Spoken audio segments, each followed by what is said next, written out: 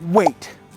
Before you hit that checkout button on that perfect dream vacation, watch this first.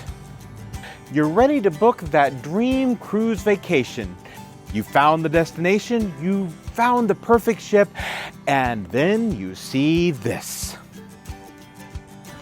A giant map with hundreds of little boxes with different names and prices. It can all be overwhelming. The temptation is to simply click on a box that's in your budget and hit go. But this could be a huge mistake. Choosing the right cabin can be critical to your cruise experience. But don't worry, we're here to demystify it all. Whether this is your first cruise or you're an experienced cruiser just looking to upgrade your experience, we're here to help you find the perfect home away from home at sea. But before we start talking about balconies and windows and suites, let's talk about where the cabin will be on the ship, because this can make a huge difference in your cruise experience. First up, let's talk about fore versus mid or aft. Now, think of your ship as a seesaw.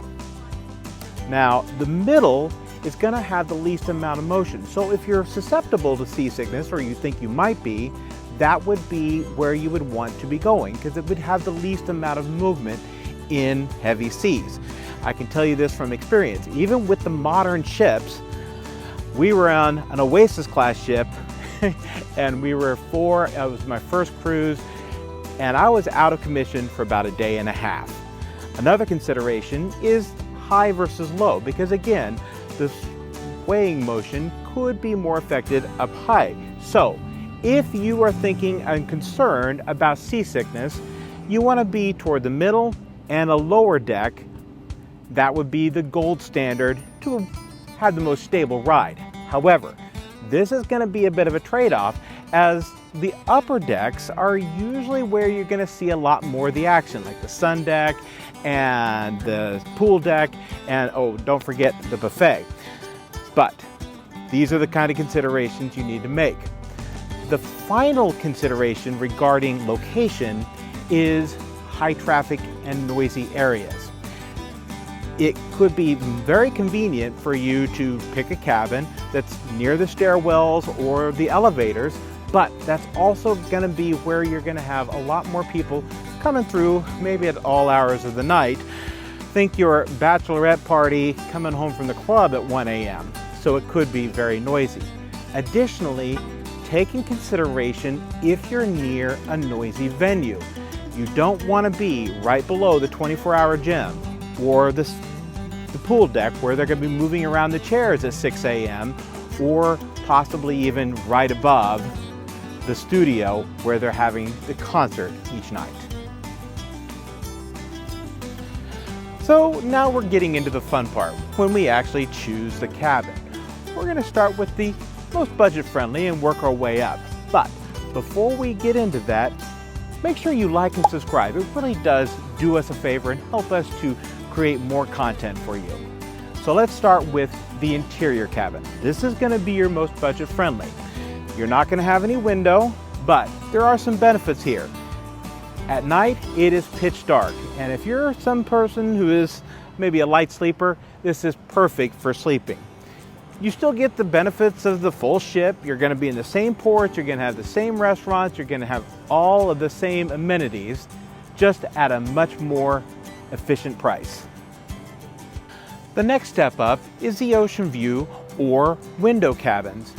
These are slightly larger, with about 160 to 200 square feet, giving you some extra room and a large window that makes the room feel a lot larger.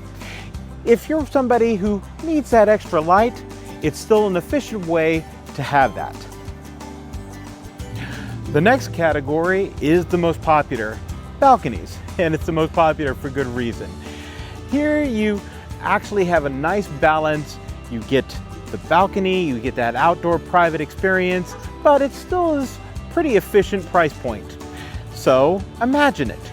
You're sitting on the balcony in the morning, drinking your coffee, or maybe watching the sunset in the evening, sipping a glass of wine.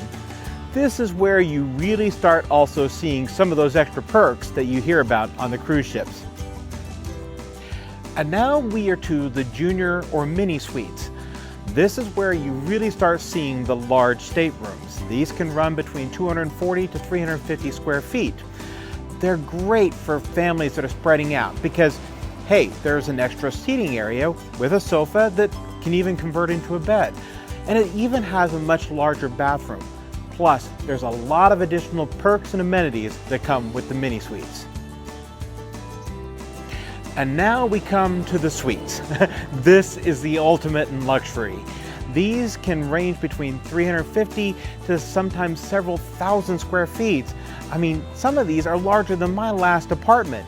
And this is the ultimate in luxury. You get all of the extra perks, even spa treatments. There's so many things depending on the cruise line, but this is the peak. Now, beyond the major categories of cabins, there are also special categories that we need to address. The first up is solo.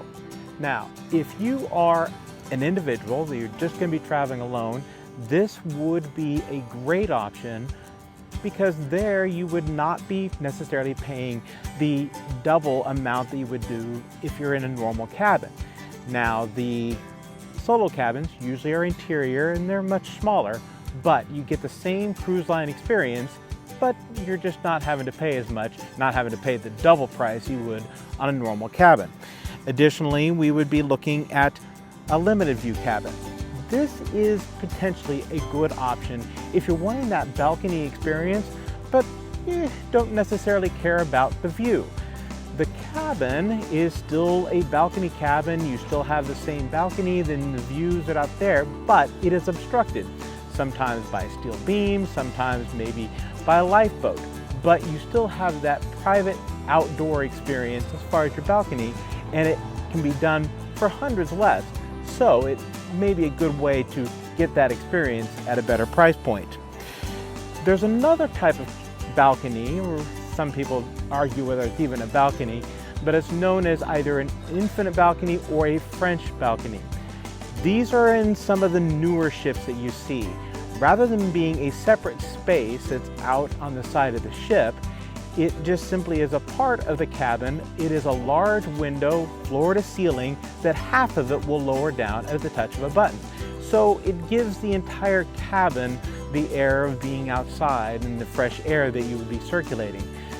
However, many people do not care for this as they really just want that separate balcony experience, and it really isn't that. So keep that in mind. A next category that you may want to take in consideration is an accessible cabin. These cabins are much larger, they have wider doors, they have roll-in showers for those people who are limited in their motion or need a wheelchair. But please, yes, it's a larger space and the temptation is to try to book one of those, but only book those if you actually need them and leave it for those people who do. The next one that was really kind of a trap door is what we refer to as guarantee cabin. You'll see this on several different categories. The most common one would be a balcony guarantee or lock-it-in rate. This does not guarantee that you're getting on the ship, by the way. What it means is that you are now locked into that category. There are some potential upsides of this because they may very well upgrade you to the next level up, like a mini suite or a junior suite, something of that nature. But the downside is you do not select your cabin, and so you can find yourself with a cabin that's right below the 24-hour gym or the pool deck where they're going to be moving all the chairs around. So this is a risk, and there's an additional risk. If they overbooked the ship and they didn't get enough cancellations, you could find yourself being bumped from that cruise and left on shore with nothing to save for your cruise except for a future cruise credit for another date. As you can see, the best cruise cabin really depends on your personal style, your budget, and your priorities.